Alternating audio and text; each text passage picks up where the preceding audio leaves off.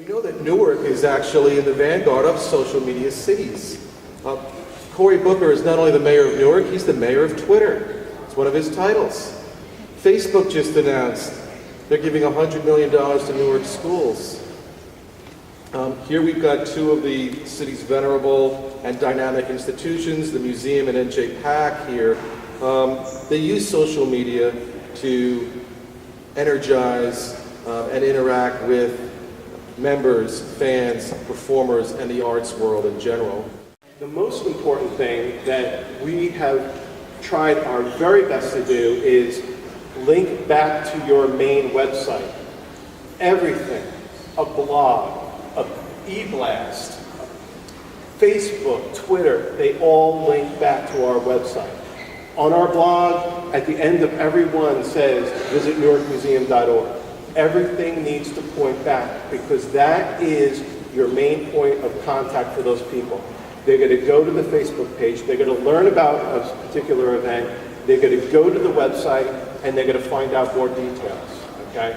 Don't bore the people on these social media stuff. These people have very short attention span. You want to attract them and get them to where you want them to be, which is your website.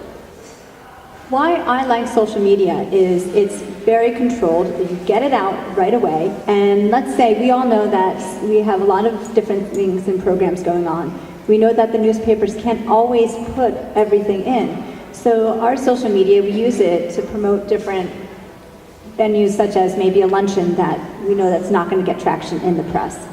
But we know that we'll use that social media to just get that message out and also to make that content viral because we have a group of people and we know that we can rely on things. For example, I know Allison Nash is here and she's really wonderful in spreading the word out on Newark art events, and same with Globally Newark, who's here in NJPAC. It's really, the social media, you'll find people are working together, and that's what I think is so important.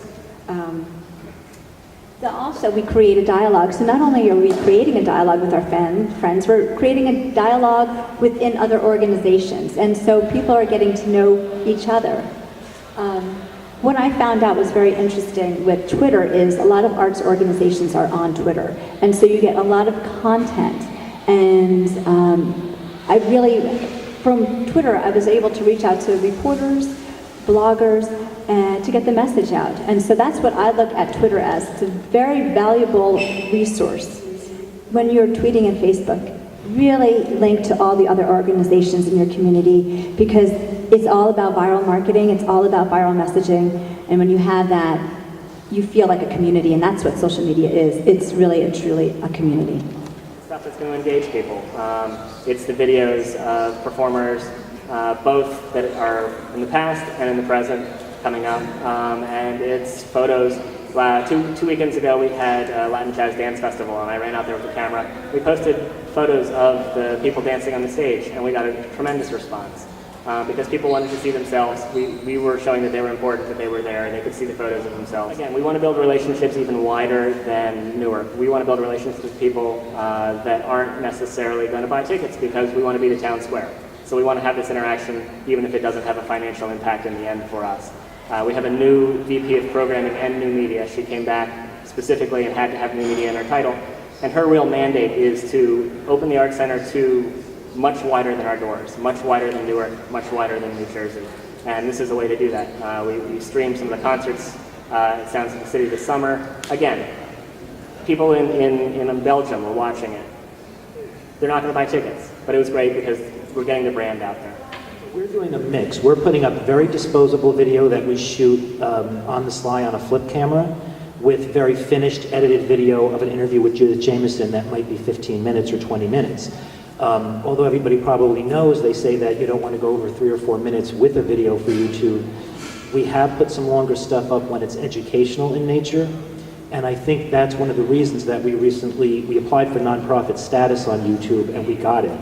So we're now able to start soliciting donations on YouTube, and a lot of people are having a great deal of success, you know, with just a click. We haven't started yet, but we're getting ready to launch it, where people, if they like what they're seeing on the channel, they can click and very easily donate $5, $10, $20, and back to what Josh was saying about other countries, I mean, we're hoping that the comments we're getting from people in other countries might also translate into some sort of a financial donation. Because we have all these different social media tools, something that we do is we devise checklists. And these checklists help us maintain our social media tools.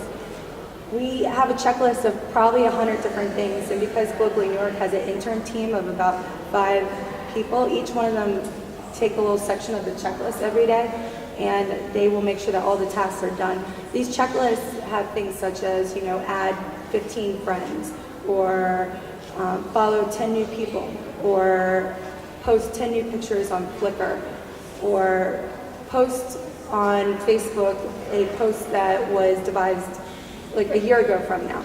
So we're taking old content and pushing out as well as new content, and we're doing that on a daily basis. But because of these checklists, we make sure that we're always on track. Something else that we do is we plan ahead. We use tools like Hootsuite so that we can plan a week ahead of time, because we do get so much content that it's hard to keep up with it. And say you have to go to an event one day and you can't be in the office that day.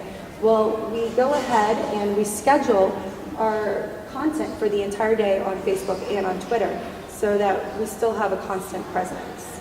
But because we dove so far into Globally New York and social media, we're able to pinpoint the things that work best for these companies, develop them checklists, show them how to plan ahead, and help them get started with their own social media campaigns.